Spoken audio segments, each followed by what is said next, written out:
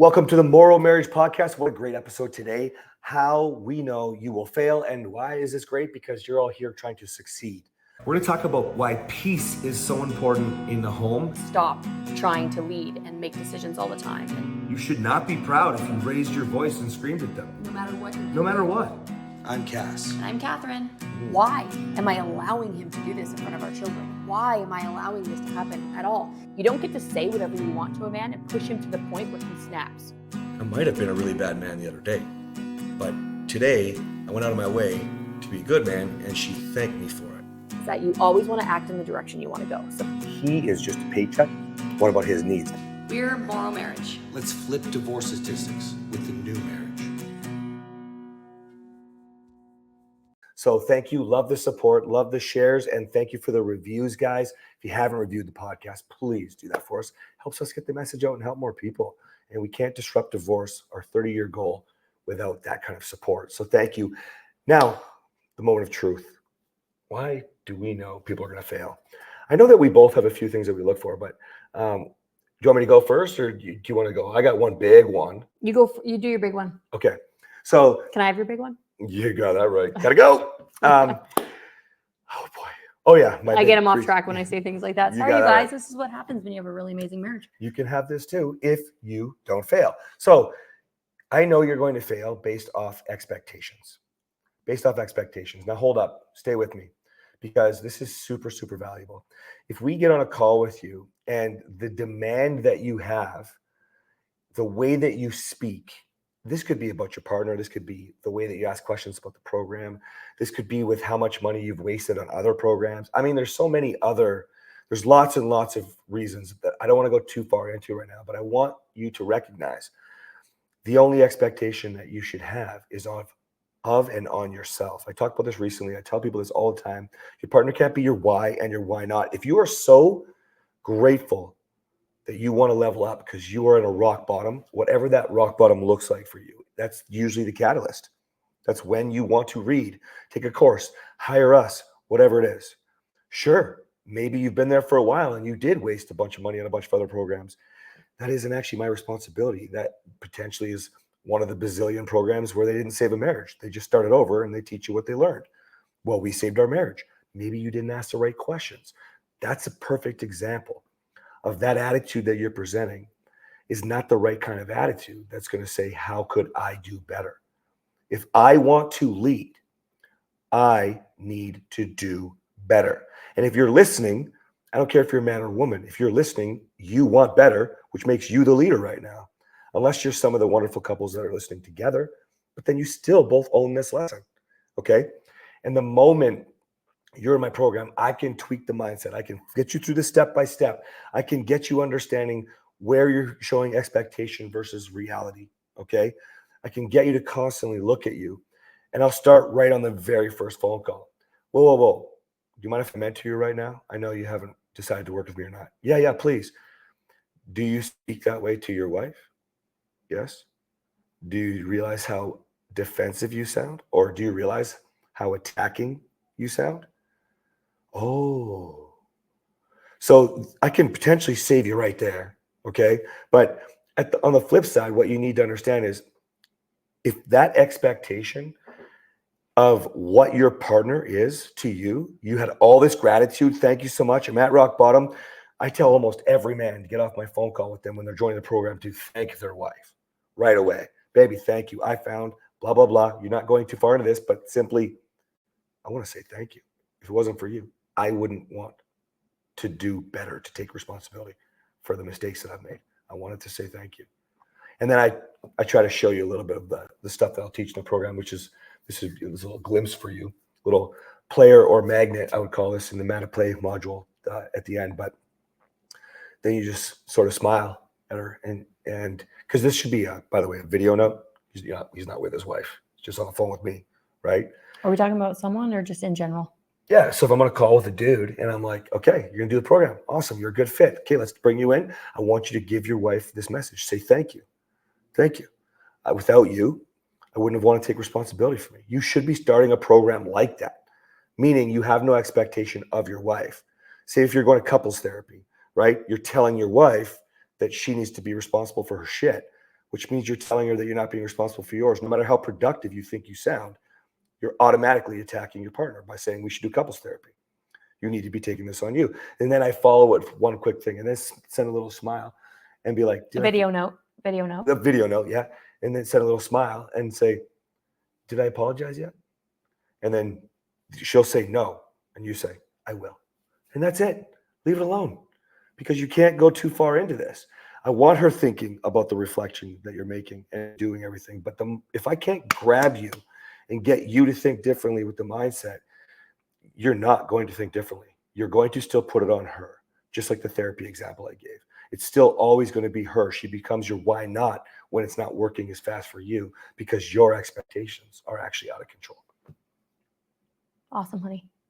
You go. Yeah. Okay. I have 3 main things that I look for when I'm bringing someone into my program. And when I bring someone into my program, I'm looking for I need to have a reasonable amount of confidence and certainty that I'm going to be able to help you, that you're a good fit for my program. And I know that you're going to fail based on 3 things. The first thing is the level of blame that you have. Now, when you come into my program, I expect that you're going to say, my husband this, my husband that, but I'm going to stop you. And when I stop you, if you don't want to be stopped and you don't want to hear that maybe you played a part in it, you are not going to succeed.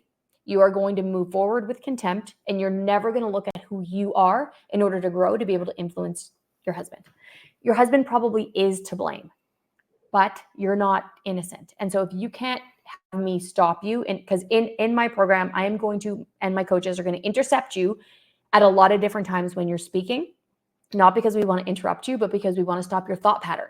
We want to shift your mindset. And if we can't get in there and shift your mindset, you're not going to save your marriage, because you're going to continue in negative sentiment override. That means exactly what it sounds like. You keep thinking with a negative sentiment. You keep looking at your husband, not through rose-colored glasses. You're looking at him and you're seeing all of the bad things. And so that's the first thing. You need to be able to stop placing blame, take accountability, be open to coaching, be open to telling you why you're wrong. I will acknowledge that your husband is very wrong, but you're at least 10% of that. And if you can't fix the 10%, and if you can't say, well, my husband is this, my husband is that, I cannot help you. You will fail. I won't take you into my program. The second thing is characterological domestic violence. There are 2 types of domestic violence. One of them you are a part of, one of them you are not. Situational domestic violence means that you are also an antagonist. You are doing things or saying things that push your husband's buttons. Does it justify that he hit you, pushed you, spit on you, whatever? Trashed your house, yelled, shut down, went and drank? Nothing. Well, that's emotional, and I call it all violence. So. Sure, it is violence, but you have a part in it. If it's situational and you played a part, I can help you. If it's characterological and your husband yells at you, hits you, all the things that he said, because it's a day that ends in Y, I can't help you. Your husband needs help. Every day ends in Y. So your husband needs help. I cannot help you unless your husband is willing to work with my husband. He works with anybody, because it's a man's responsibility to be better. It's your responsibility to be better too. But if me making you better puts you in harm's way, I can't put you in that situation, which means now probably no one ethically is going to be able to help you unless you're separated. Success is really slim. In my program, there's not a chance for success, because I won't let you in, because it puts you in harm's way. The third thing is chronic cheating. When a husband, so I'm talking to the wives right now, when your husband cheats, there's a list of 24 things. It's called the Cascade Towards Betrayal. It's done by John and Julie Gottman. It's based on science. It's evidence-based. If your husband does not fit into the cascade to betrayal, and he is a chronic cheater, you've done the work, you've grown, there's disconnection, but you can't fit the mold of the cascade to betrayal, and your husband is having emotional affairs, having physical affairs, he's getting hookers, he's doing whatever, I don't even want to think about other things, but he's doing all of those things, and you are trying to grow. That's called chronological physical affairs, I guess. I don't even know if that's a thing, but chronological means that it's not situational. It's something that's built into their character. It's chronological. I was wondering where you're going. Characterological is what I meant, not chronological. The 24 items are chronological.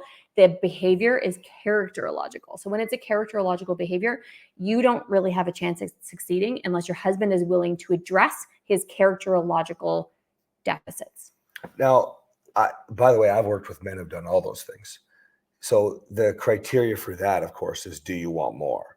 And the only catch there is most of the time you just don't know about the hookers or the real true abuse until into the program, when they've been able to release a little bit of shame. And that's a lot of the shifts in the mindset that we have to. Anyways, so if you are a man who wants help and you're the worst, I always tell everybody there's nothing you could tell me because I was about as capable of everything bad possible.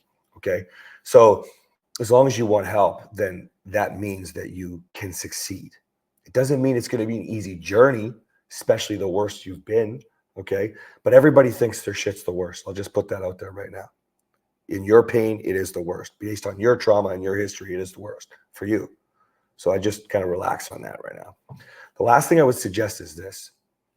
If you can watch your expectations, if you can want help and take responsibility for yourself, if it is not characterological abuse, if it is not characterological affairs, and you're the person who wants to move forward, then you must trust. We don't do anything.